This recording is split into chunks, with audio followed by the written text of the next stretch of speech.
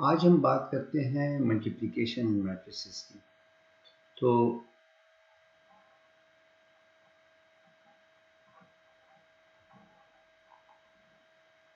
Multiplication जब हम matrices में करेंगे तो सबसे पहले हमने एक बात चेक करनी है कि ये दो मैट्रिसेस क्या इनकी मल्टीप्लिकेशन पॉसिबल है कि नहीं। इस चेक को बोलते हैं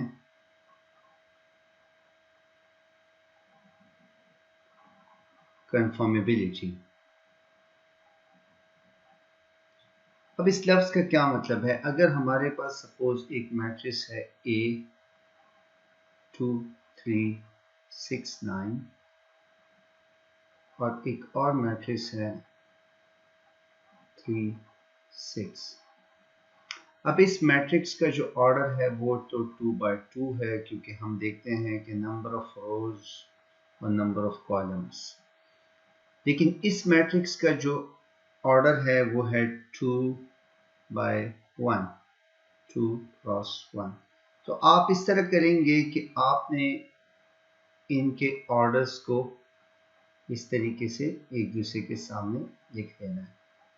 तो अगर इनके अंदर वाले जो दो नंबर हैं, जैसे ये नंबर और ये नंबर, अगर ये सेम है तो इसमें मल्टीप्लिकेशन हो सकती है। अब इसका क्या मतलब है कि अगर हम इंटरेस्टेड हैं ए बी फाइंड आउट करने में तो वो तो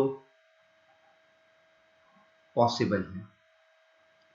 लेकिन अगर मैं इसी मैट्रिक्स को, इन्हीं दोनों को मैं आपस में स्विच कर दूं और मैं कहूं कि मैंने बी ए निकालना है, तो इस केस में जब मैं इन दोनों को एक दूसरे के साथ इनके ऑर्डर्स को लिखूंगा तो पहले फिर मैंने बी का ऑर्डर लिखना है जो कि है 2 by 1 और फिर ए का ऑर्डर लिखना है जो कि है 2 by 2। तो अब आप देख सकते हैं कि इनके जो दरमियान वाले नंबर्स हैं ये सेम नहीं हैं। तो इसका मतलब है कि इन दोनों में मल्टीप्लिकेशन पॉसिबल नहीं है। सो बी ए इस केस में हमारे पास पॉसिबल नहीं है।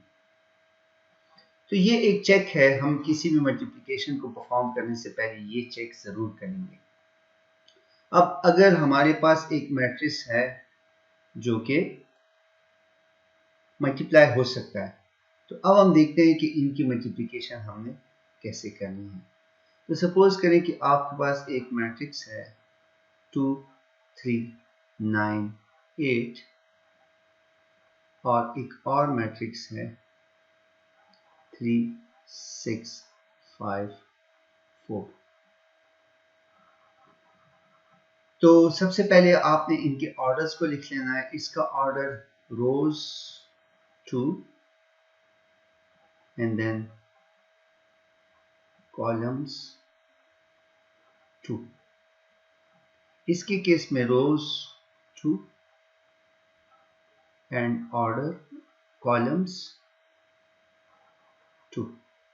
तो इसके कंफर्मेबिलिटी टेस्ट के लिए हम क्या करेंगे कि हम इसके ऑर्डर को, अगर हमने suppose A B find out करना है तो हम पहले ए का ऑर्डर लिखेंगे 2 by 2 और फिर हम बी का ऑर्डर लिखेंगे 2 by 2। तो हम ये देखेंगे कि इसके दरमियान वाले नंबर्स क्या ये सेम है कि नहीं। अगर ये सेम है तो इसका मतलब ये है कि हमारे पास मल्टीप्लिकेशन तो पॉसिबल है। अब इसमें एक और इंटरेस्टिंग बात ये भी है कि ये बाहर वाले नंबर भी हमें कुछ इंफॉर्मेशन दे रहे हैं।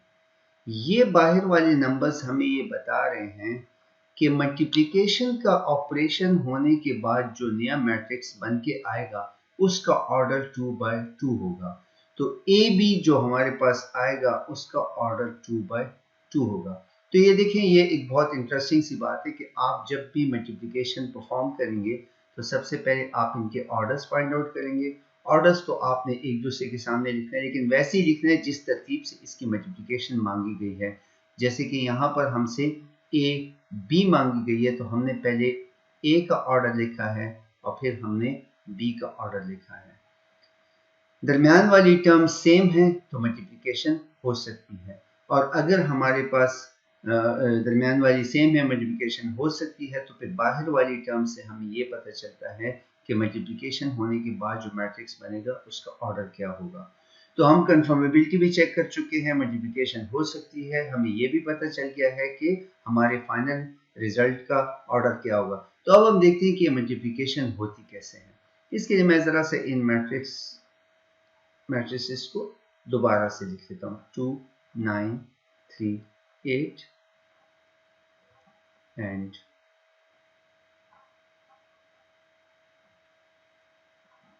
3 5 6 4। अब एक बात याद रखें कि रोज इंटू कॉलम्स, रोज इंटू कॉलम्स, ये बात आपने अपने पास याद रखनी। इसका मतलब ये है कि इसके पहले वाले के रोज मल्टीप्लाई होंगे दूसरे वाले के कॉलम से। पहले स्टेप में ये होगा नंबर 1 जो ग्रीन है, नंबर 2 फिर यही मल्टीप्लाई होगा इसके साथ, ये हमारा स्टेप नंबर 2 हो गया। और उसके बाद फिर नीचे की बारी आएगी। तो चलें पहले इस पहले वाले को करते हैं और देखते हैं कि हमारे पास क्या होगा। तो देखें 2 मल्टीप्लाई बाय 3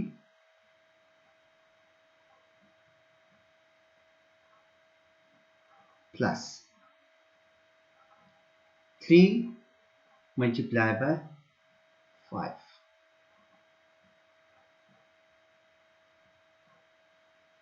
ये होगी हमारी फर्स्ट एंट्री हमारे रिजल्टेंट मैट्रिक्स की। अब दूसरे के लिए हम ये करेंगे कि हम इसी 2 को 2 multiply by 6, 2 multiply by 6 plus 3 multiply by 4।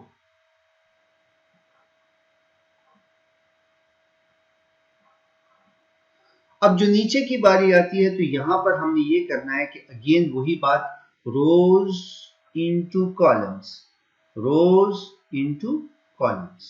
ठीक है, तो पहले में हम ये करेंगे कि हम इस 9 और 8 को 3 और 5 से करेंगे। तो 9 multiply by 3 plus 8 multiply by 5, और यहां की एंट्री होगी यही 9 एंड 8,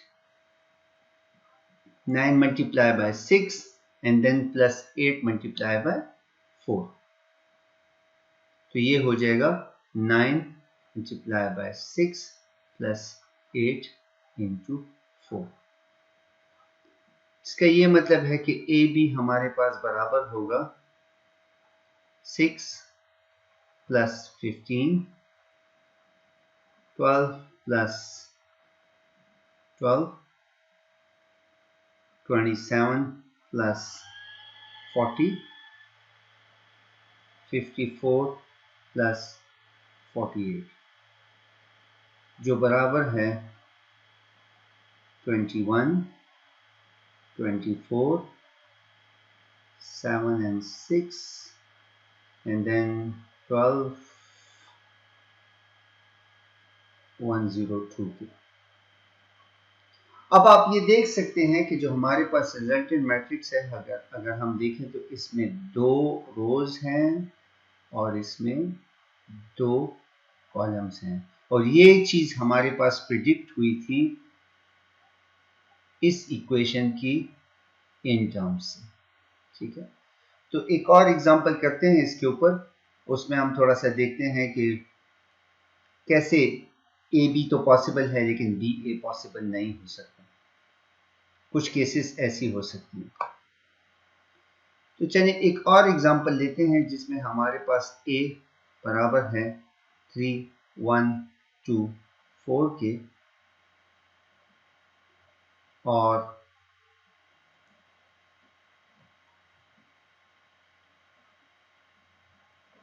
बी बराबर है 1 and 2 के।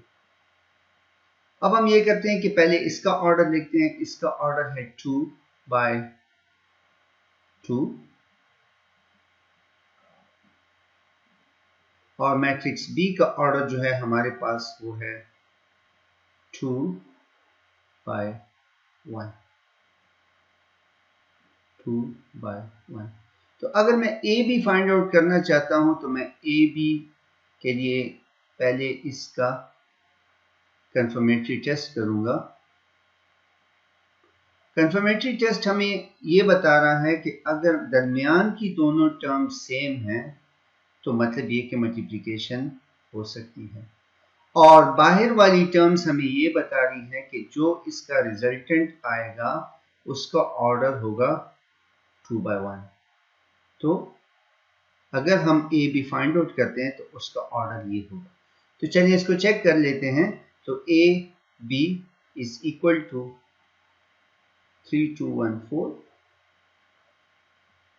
1 and 2। वही बात रोज इनटू कॉलम्स।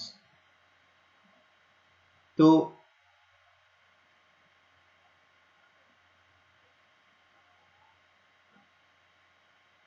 पहले में हमारे पास आएगा